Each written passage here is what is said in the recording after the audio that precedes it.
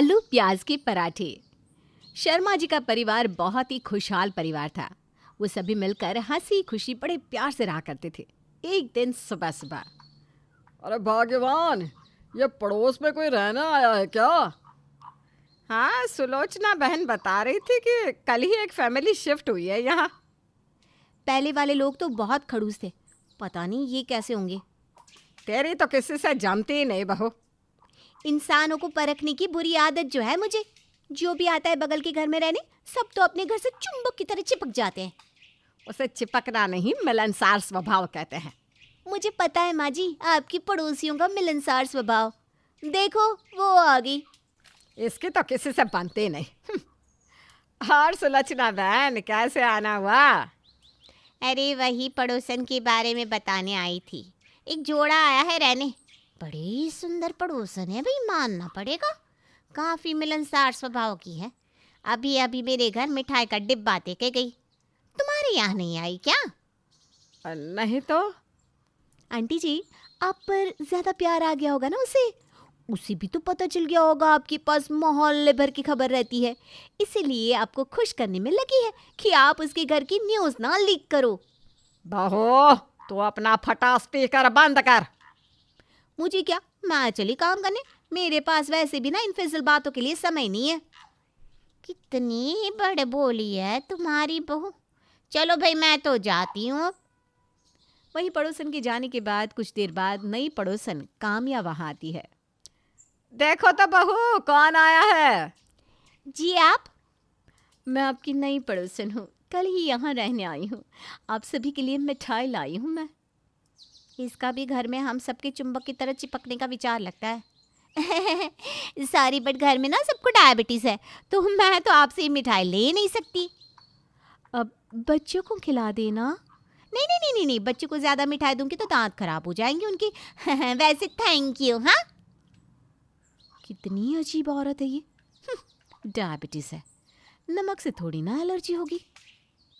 वहीं अगले दिन सुबह, बहू देखना दरवाजे पर कौन है, कब से बेल बजाए जा रहे। हाँ बाबा, हाँ देख रही हूँ। तुम आज कैसे आना हुआ?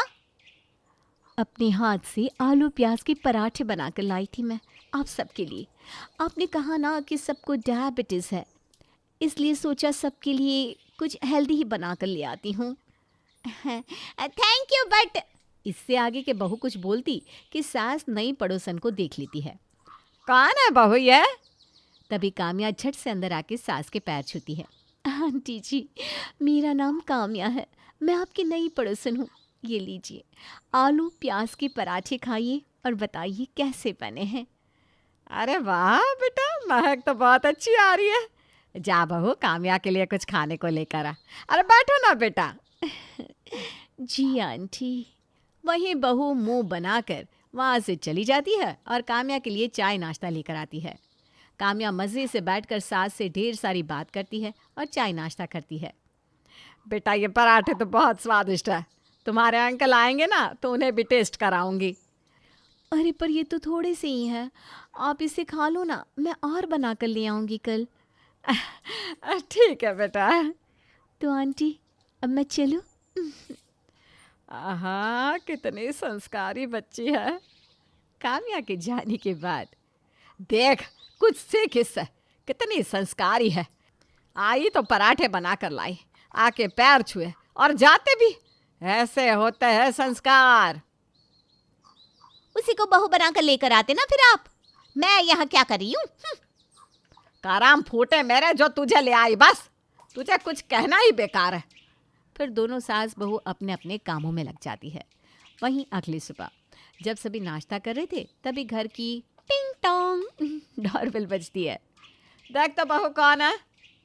मुझे आप चौकीदार बना दो माँ जी, ये डेली का हो गया है। डेली वो पड़ोसन मुंह उठाकर आ जाती है।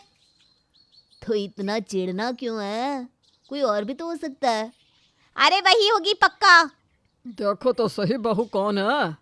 तभी बहू दरवाज़ा खोलती है और पड़ोसन पराठे से भरा डिब्बा लेके घर में घुस जाती है और शर्मा जी और उनकी बीवी के पैर छूती। कैसी है आंटी जी आप? अरे अच्छी हूँ बेटा। ये कौन है? नमस्ते अंकल जी, मैं आपकी नई पड़ोसन हूँ। ये लीजिए, मेरे हाथ के गर्मा गर्म आलू प्याज के पराठे खाइए। खास आप लोगों के लिए बना कर लाई हूँ मैं। काम्या का मिलनसार स्वभाव सबको काफ़ी पसंद आता है। काम्या सबको अपने हाथ से प्याज आलू के पराठे परोसती है और सभी उसे बड़े चाव से खाते हैं। और वहीं बहू का बनाया नाश्ता ऐसे ही रखा रह जाता है। ये देखकर उसे काफ़ी बुरा लगता है। वाह बेटा वाह, तेरे हाथ में तो जादू है। बहुत स्वादिष्ट नाश्ता बनाया था तुमने। थैंक यू अंकल जी। चलो अब मैं चलती हूँ। बाय काम्या, पराठे सचमुच बहुत अच्छे थे। Thank you, bye. ये देखकर तो बहुत तिल मिला जाती है। क्यों जी, इतने प्यार से आज तक आपने मेरी तारीफ तो नहीं की। और बाय। तुमने भी तो कभी इतने प्यार से इतना स्वादिष्ट खाना बनाकर नहीं खिलाया ना। बाय। बात तो है बेटा, वैसे कुछ भी बोलो, पराठे मस्त थे। यह तो है, आलू प्याज के पराठों की बात ही अलग है। ठीक है, अब से मैं वही बनाकर खिलाऊंगी आप सबको। अरे ना ना ना बहू, तेरे हाथ के नहीं, काम्या के हाथ के। एक ही बार तूने प्याज आलू के पराठे बनाए थे, अच्छी तरह याद है। प्याज इतनी कच्ची थी कि सारा दिन मुंह बदबू मार रहा था। आप लोगों के लिए ना कुछ करना ही बेकार है। फिर बहू अपने अन्य कामों में लग जाती है। शाम में जब पति ऑफिस से घर आ रहा होता है तो उसे रास्ते में काम्या मिलती है। कैसी हैं काम्या जी? मैं तो बिल्कुल अच्छी हूँ, आप कैसे हैं? एकदम मस्त। और आपके हाथ के पराठे खा के तो और भी मस्त हो गया हूँ मैं।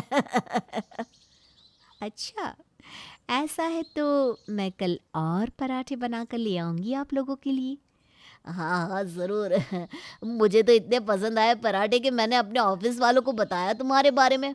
उन्होंने कहा कि भाई हमें भी टेस्ट करना है।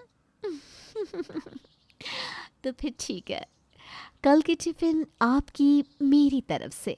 अब थैंक यू थैंक यू। फिर दोनों हंसते बोलते घर आ जाते हैं। वहीं जब बहू काम्या और अपने पति को साथ में घर आया दिखती है तो आग बबूला हो जाती है। लेकिन उसे पता था कि उसका बोलना बेकार है, इसलिए वो कुछ नहीं कहती। अगले दिन काम्या सुबह सुबह फिर से नाश्ते के समय ही शर्मा जी के घर पहुंच जाती है और सबको अपने हाथ के पराठे खिलाती है। राहुल जी, ये लीजिए आपका टिफिन, आपने कहा था ना इसलिए। Thank you so much Kamya ji. उफ़ो, अपनों में no sorry no thank you. क्यों आंटी जी अंकल जी, सही कहा ना मैंने? हाँ हाँ बेटा, बिल्कुल सही कहा तूने। मैं तो सोचता हूँ कि कितने धन्य होंगे वह माँ बाप जिन्हें तुम जैसी बेटी और बहू मिली। आप इतनी भी ना तारीफ करो अंकल जी। फिर काम्या वहाँ से चली जाती है। एक बात बताओ, कल तुमने उस चुड़ैल काम्या को क्या बोला जो वो आज तुम्हारा टिफिन बनाकर ले आई? क्या चल रहा है आप दोनों के बीच में? मोहतरमा, आपका दिमाग खराब है। मैंने तो कुछ नहीं बोला, बस मैंने काम्या के हाथ के प्याज आलू के पराठों की ऑफिस में तारीफ कर दी थी, तो ऑफिस वालों को भी खाने की इच्छा हुई, मैंने काम्या से बनाने को कह दिया।